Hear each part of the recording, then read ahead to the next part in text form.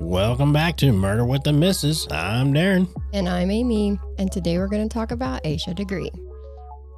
Don't forget to smash that like button. Check out the description for the links of all of our podcast platforms, CashApp, and Buy Me a Coffee. Like, share, subscribe, and don't forget to tell your friends.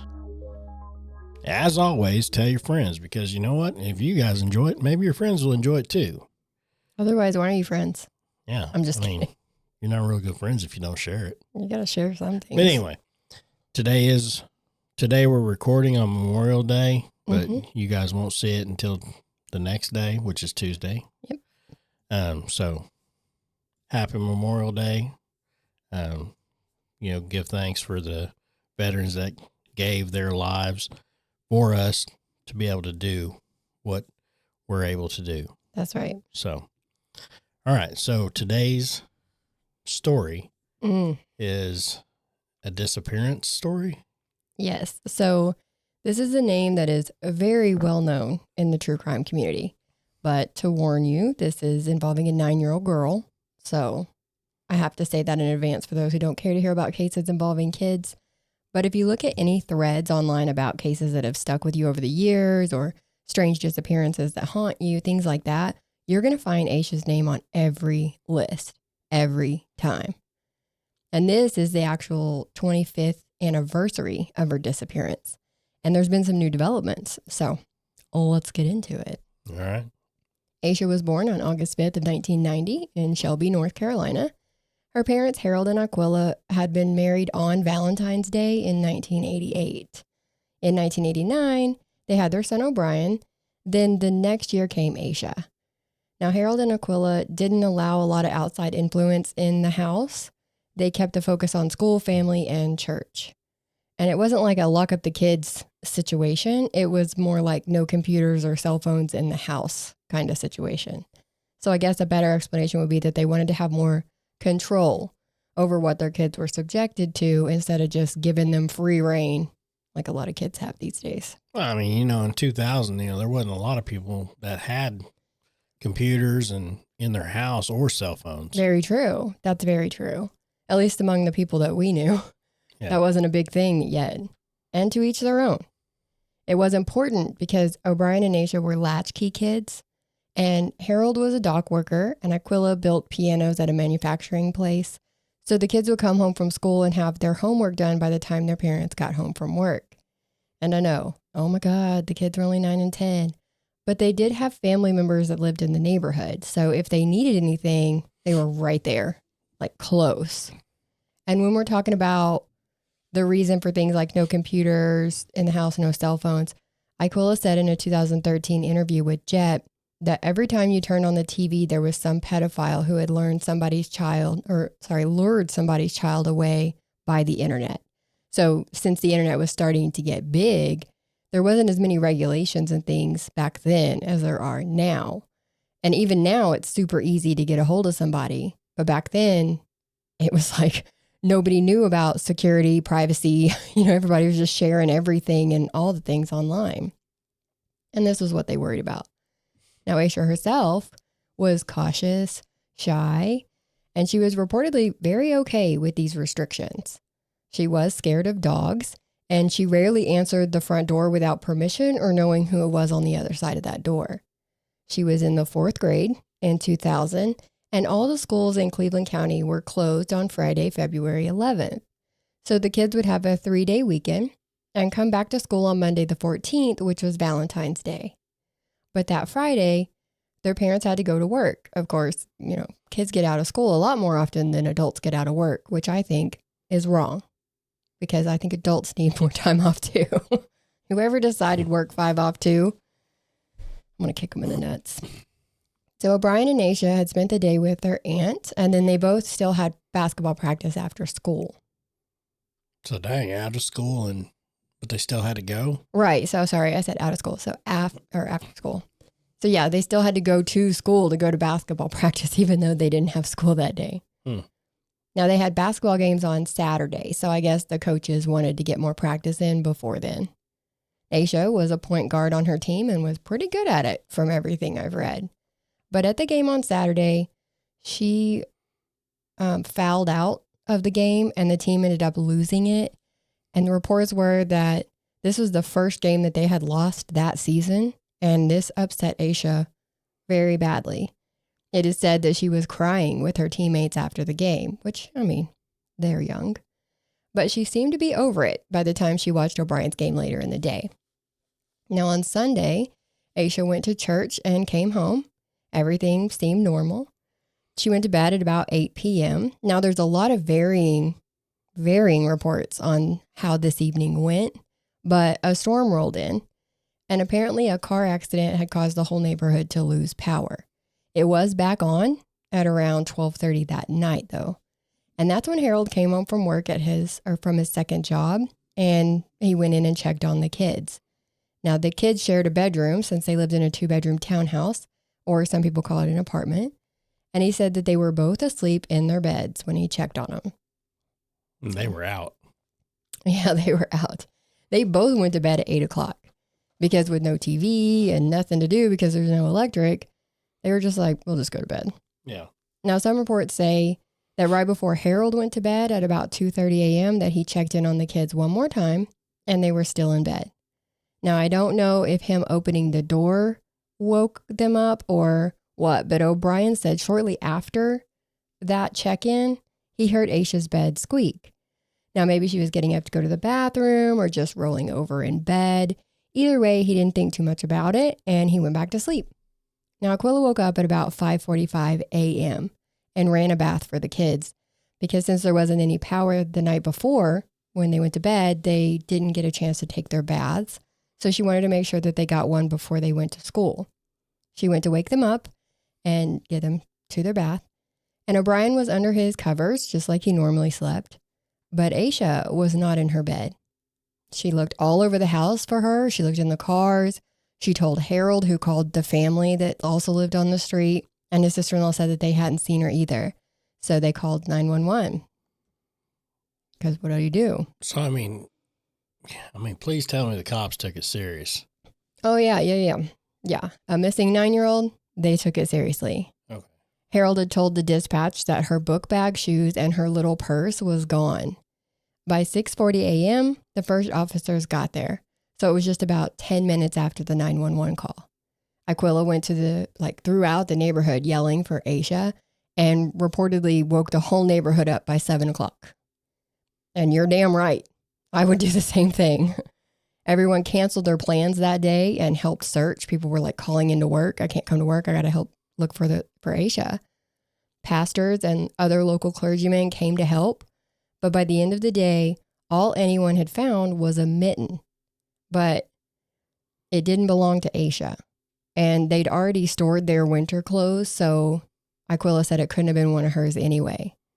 The local news was already broadcasting the story. They took it very, very, very seriously. The first week was a busy week. They did find candy wrappers of the same kind of candy that Asha had been given as an early Valentine's Day little, what do you call it? A little treat from her grandma. So they found those candy wrappers, a pencil, a green marker, and a yellow Mickey Mouse hair bow in a shed at a nearby business on Highway 18. And her parents did look at these items and they said, yes, these are definitely Asha's. And they know that she had likely pre-packed her book bag at this point too, because only certain things were gone. And she had several changes of clothes, including a pair of blue jeans with a red stripe on them, things like that they could see were missing. And, that would indicate that she packed the bag ready to go. So she had all this stuff that was just looking like she had just basically left on her own. So did she run away? They think so, because there was no sign of a break-in. All the doors were locked when Aquila got up. So Asha likely left the house and then used her key to lock the door behind her. Because her disappearance was on the news, some people had started calling in sightings too. On Monday morning at 3:30 a.m., a truck driver coming down Highway 18 saw a child matching Asha's description walking south along the highway in the rain. And at 4 a.m., another truck driver and an 18-wheeler for Sundrop Bottling Company sees the same little girl walking down the highway. Now, thinking it was odd that there's a small child out alone in the rain on the highway at 4 a.m, he turned around. He actually had to circle 3 times. And then when he got close, she ran into the woods and disappeared. Now, Dan Crawford, he was the sheriff at the time, he said, "We're pretty sure it was her because the descriptions they gave are consistent with what we know that she was wearing. So she was put to bed in a white nightgown. But when she was seen on the highway, she was wearing a white long sleeve shirt with acid wash jeans and white Nike shoes, possibly carrying a teddy bear, according to Missing People in America." So they're pretty sure that was her. Yeah. So I wonder if she wore all white on purpose. I wondered that too, because she was smart. And if you plan to go somewhere in particular, like you've got a plan in mind and you plan it all out, I wondered if she knew it was best to wear white clothes and not dark clothes so that she could be visible to cars in their headlights, right? I thought the same thing. But then again, do 9-year-olds think of stuff like that?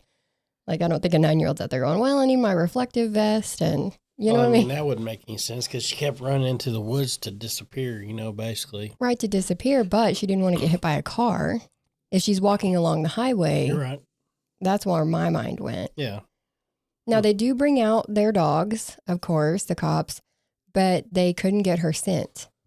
Possibly because of the heavy rain and the wind in the area that night. They say it scatters the scent and it's harder for them to follow.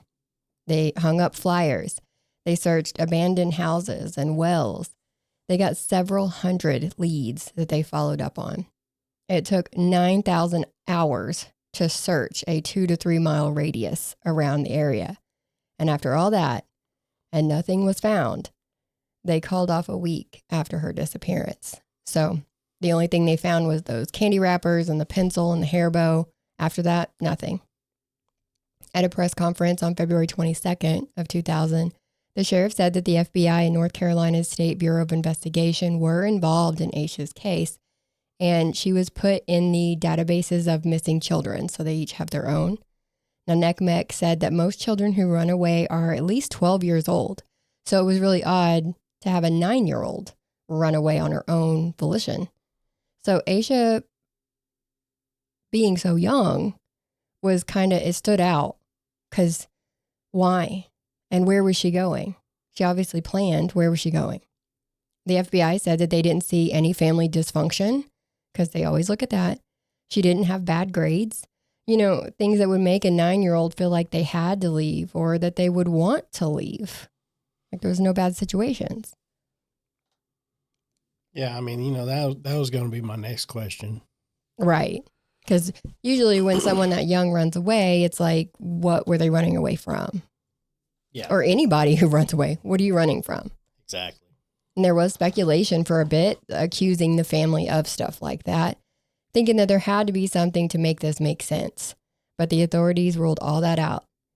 And I think this might be a good place to take a moment to hear from today's sponsor. Yep. Just hang out with us just for a minute. We'll be right back.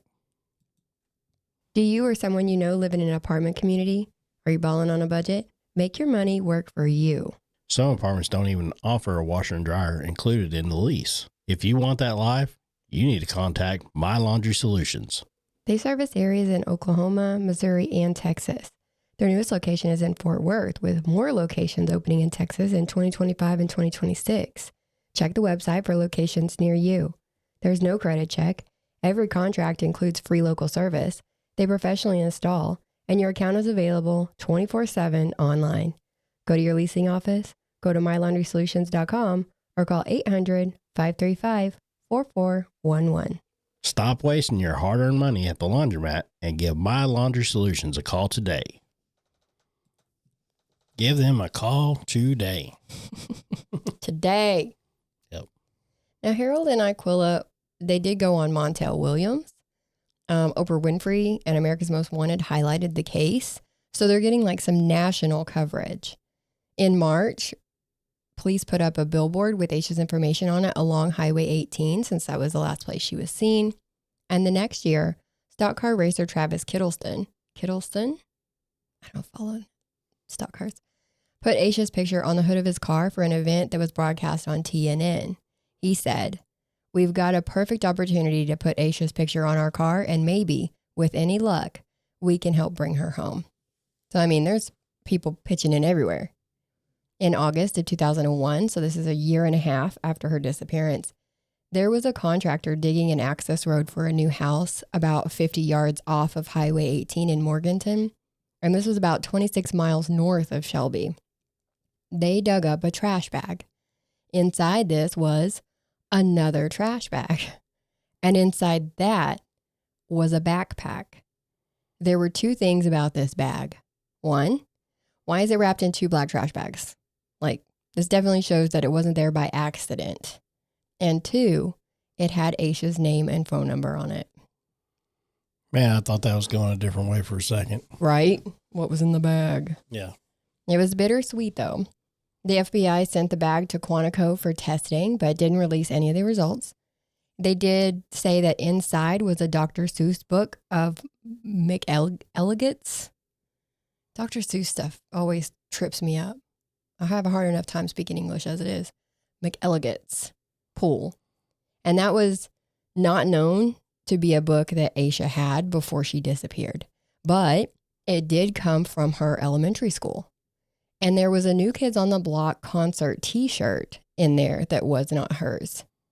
Then in 2004, a tip came in from an inmate at the county jail that had the cops digging at an intersection in Lawndale. Now, they did find bones when they dug through there, but they were animal bones, not human. In 2005, ServPro, which is a water cleanup and restoration company, along with Republic GDS, which is a waste pickup service, put Asha's picture on their work vehicles so that everywhere they drove, people saw her face. In 2008, Harold and Aquila established a scholarship in Asha's name for deserving local students.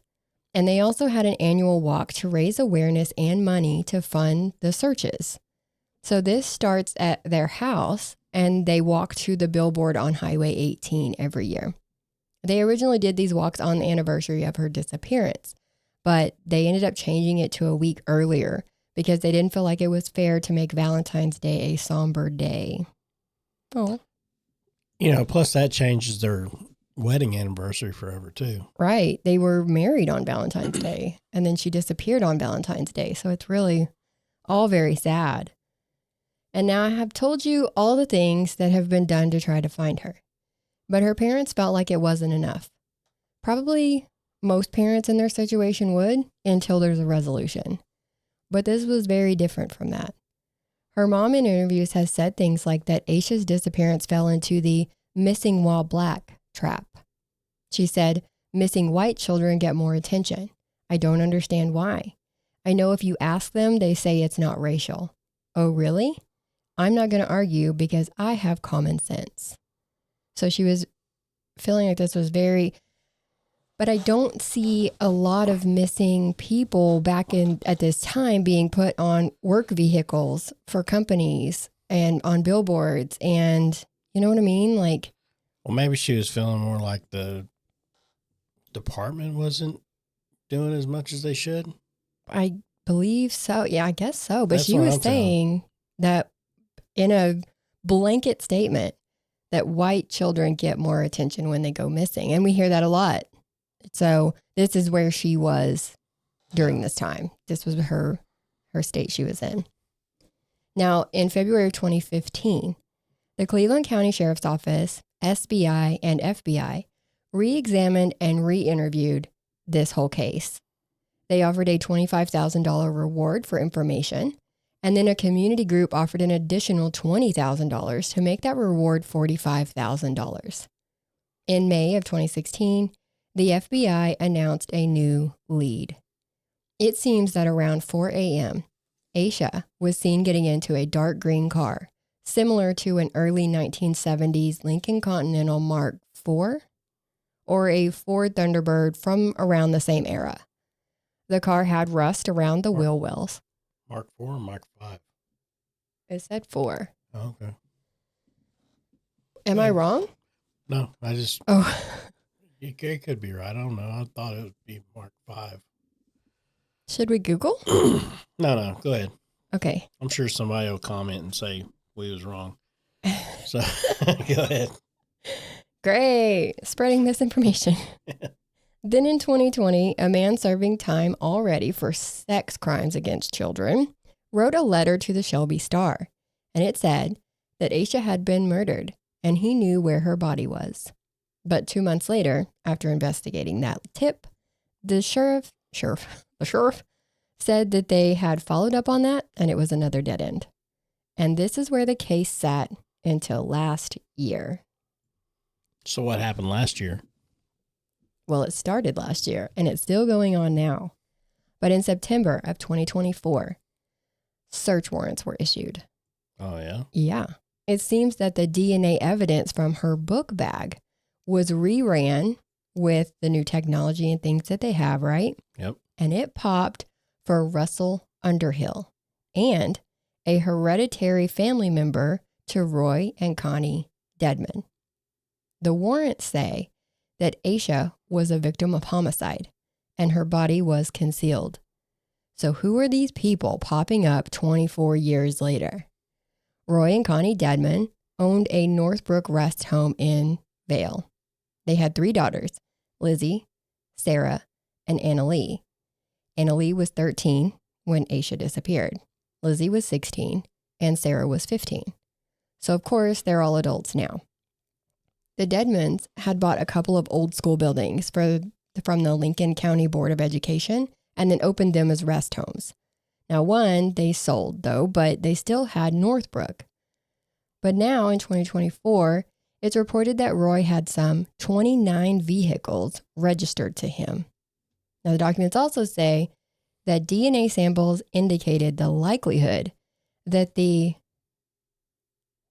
hair sample from Asha Degree's undershirt is a personal, genetically identical match to the DNA standard collected from Anna Lee Victoria Dedman Ramirez. Damn, that's a mouthful.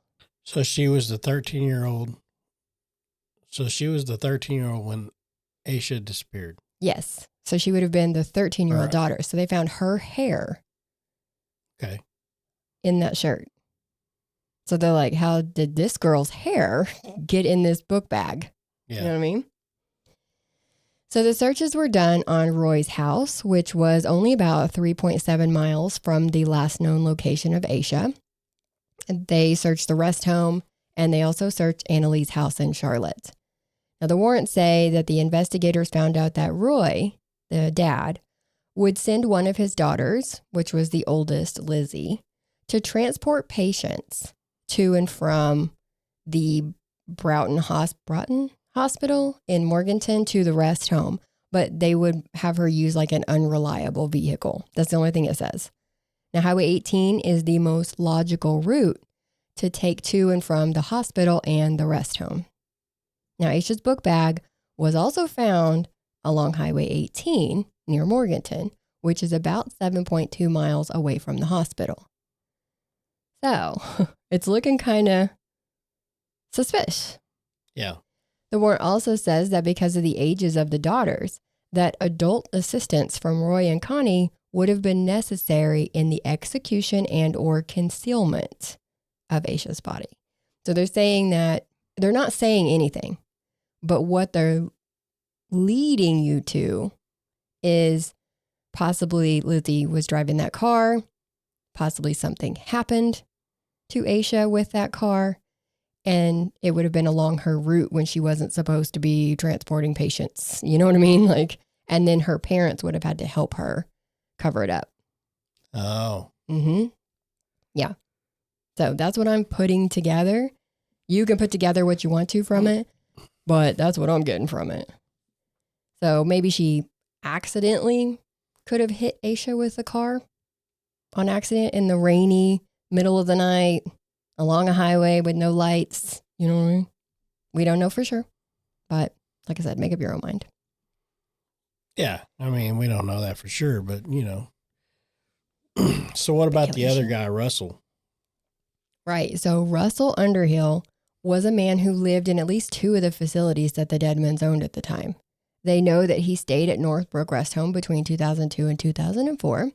And they know that Roy Deadman was listed as Russell's emergency contact on his medical forms. He lived in the Deadman facility called Cleveland Healthcare, and Connie would oversee his medication at one point. Now, it was back then it was called Cleveland Healthcare, but it closed and he ended up going to Northbrook. So where they have now. The Shelby Star says that Russell actually died in 2004, and that the autopsy and investigation reports say that he was a Vietnam veteran. He was 54 years old, and that he had issues with alcohol and substance abuse stemming from his struggle with depression. So that's why he was in and out of facilities at what is a relatively young age. That along with his coronary artery disease. Now, Russell was last seen on Christmas at around 6 p.m. and was found 2 days later in his apartment, slumped over on his couch in his living room. While police said that there was no evidence of unusual circumstances involving his death, they could not determine his cause of death in an autopsy. So I would have assumed it was a heart attack. I would have too, but the coronary artery disease, right? Yeah. But they found no sign of a heart attack. Yeah. So he's another person they found DNA on Asha's stuff, but now he's deceased and they can't talk to him. They did see an older brain injury, but couldn't find anything linking that to his death either. So now they say, like I said, his DNA was found there. They also found a hair that belonged to Annalee. Now, when they did search the properties back in September, they didn't find any remains on any of the properties, and nothing of Asha's was there either. But they did take a 1964 green AMC Rambler. Now, you can see this in our case pic. It's in the top right. That's the actual car on the tow truck as they're taking it off the property. Now, this is similar to the car described as the one the witnesses saw Asha getting into at 4 a.m. the night she went missing. See it? Yeah, I can see it. I don't know how she got into the car either. Some reports say that she was getting into it, and some say she was being pulled into it. So, I don't know. I think that it's a very important detail, though. I think they do need to find out. Because she was, if they're saying that she was accidentally hit by the car, or they're speculating that she could have been hit by the car, then you would expect to see front end damage, which is what you see on that Rambler, front end damage. But the other possibility was that she got into the car on her own. Well, then there wouldn't be any damage, or it wouldn't have been related to her disappearance. Yeah. So I think the detail really matters.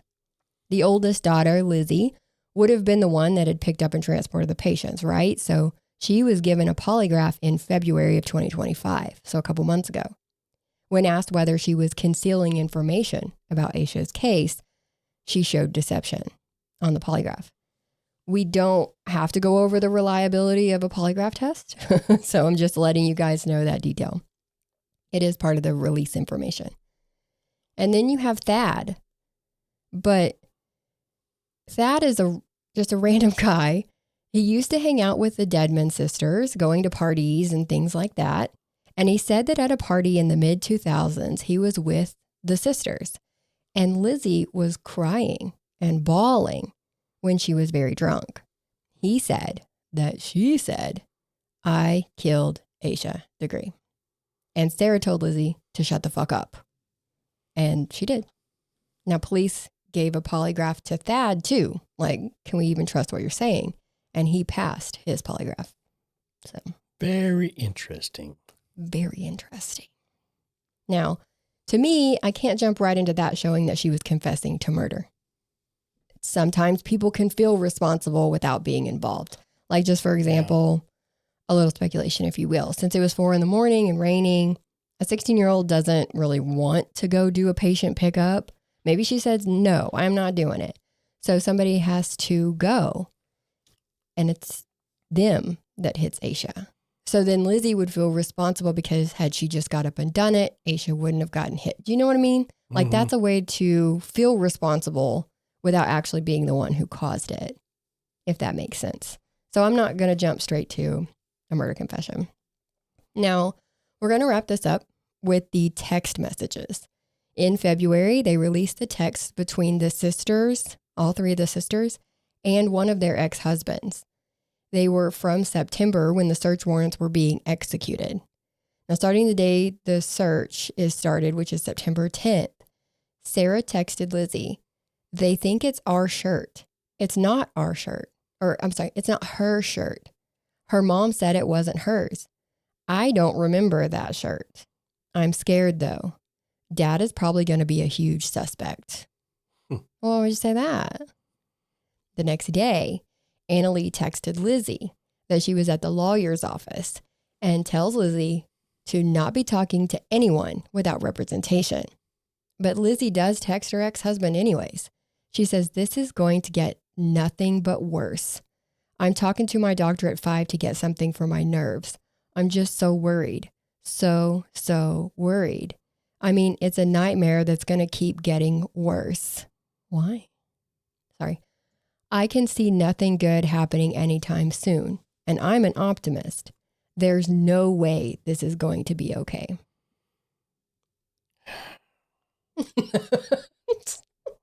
People just text everything. Everything. Good night. It's like an admission of guilt It's very in suspicious. text. Yes, in I writing. mean, that's like, you might as well just stick your hands out and be like, handcuff me. They're like, right here. Look over here. Look here. You guys Hell. are drawing big ass arrows to yourself. Yeah. Hell, the next day, she texted her ex, "I feel so horrible. So horrible. I don't know what to do. I caused this." Why are you saying this? Well, go ahead and keep saying it. I mean, Yeah, I keep saying it. Just go If ahead. you did it, freaking fess up to Just it. say it. And just get it over with. that's right. That way this case can be closed and be Mhm. done. 25 years. Yes. Get it out of the way. It's just, man, it's one of them things like, I don't know. It's just one of them deals like, why? Mm-hmm. I've said it before in another case too. If you did it and it was an accident, just say it. just say it. Right. A lot of times if it's an accident, you can tell, they can see that it was an accident, then a lot of times you'll get a little bit more leeway. Consideration. Yeah. Because the cover-up is a big problem. Yeah. That's the problem. Why are you lying? Why are you covering? If it was an accident, why not just come forward? See what I mean? And then you got these texts and everything. They're just sitting there just puking all this out. Just like, This is only going to get worse. it's only going to get worse. You're right. I don't think it was her shirt. It wasn't my shirt. It I wasn't don't my remember the shirt. shirt. Was that her shirt? The mom said it wasn't her shirt. What is What? happening? Yes. I'm Well, like, this ain't even it. There's more to go. okay, well, let's continue on. So after she texted the ex saying, "I caused this," she then texted her sister Sarah asking if everyone was mad at her. And Sarah said, "No, this is not your fault." She puts it in all caps. Lizzie talked to the family attorney, David Teddy, and then texted Sarah again on the 12th saying, "The theory is I did it. Accident. Covered it up." Stop. Fast forward to September 29th. Yes. Yes. Exactly. Yep. Oh my gosh. Go ahead. On September 29th, there was a text between Lizzie and Sarah, a whole string of texts, where Lizzie says, "I'm just so anxious about what's going on behind the scenes." About What she says a lot. What are they doing now? What's going to happen to me since I wouldn't talk to them? I'm afraid it's going to get worse. Well, he told me it's going to. Sarah said, "I know, girl. I'm a disaster. I think if they come at you again, you just go and be compliant. That's what I'm planning on doing." Smart girl, Sarah. Lizzie said, "I think so too. Honestly, I want to do what Dad says, but damn." So what's Dad telling him? exactly. What? Okay. So Sarah says, And maybe we shouldn't let you do what you originally, or sorry, let me start over. Sarah said, and maybe we should have let you do what you originally wanted to do. Maybe say something. What did Lizzie want to do? And Dad say, don't do that. Yeah. You know what I mean? Like Lizzie's like, I'm just going to tell him the truth. And he's like, don't.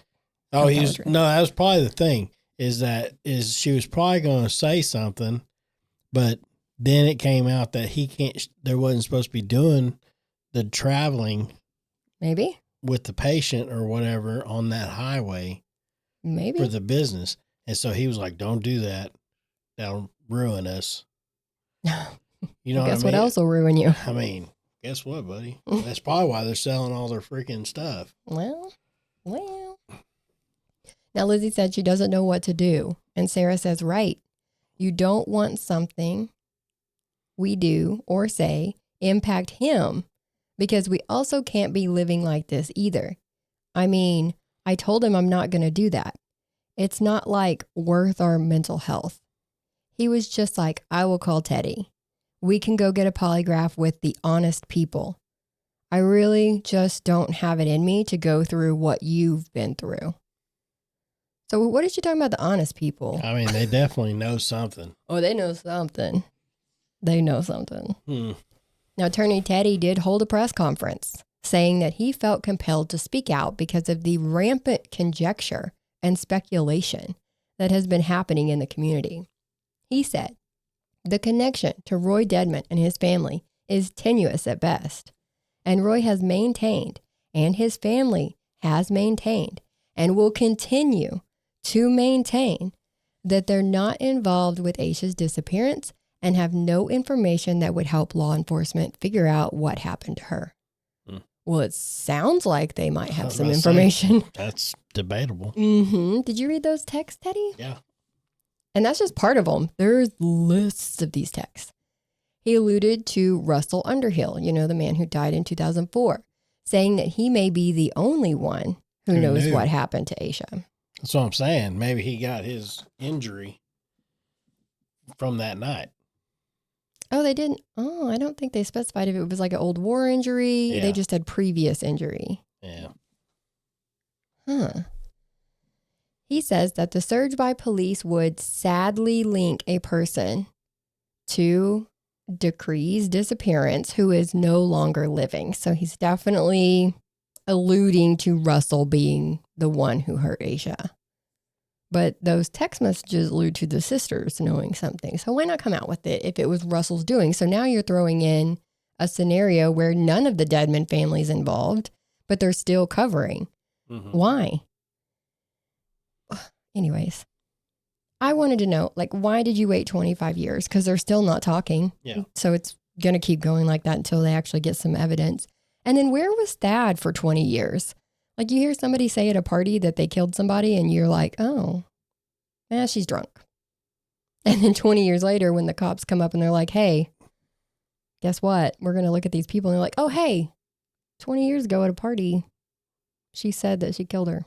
Oh, yeah. No, I mean, it screams cover up. Screams it. So this is still playing out. Like I've said, this was just in February that they took the car and, they're going to have to test it and do all the things. So it's still playing out and we'll have to update it if anything else happens. And I hope after all this time that something does come out because, 25 years is a long time. I hope they find everything they need to find. Oh, everything. I hope they find everything.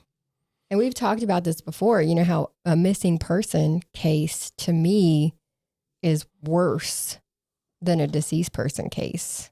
Especially 25 years. Right. That's 25 years of just wondering. No answers. Nothing.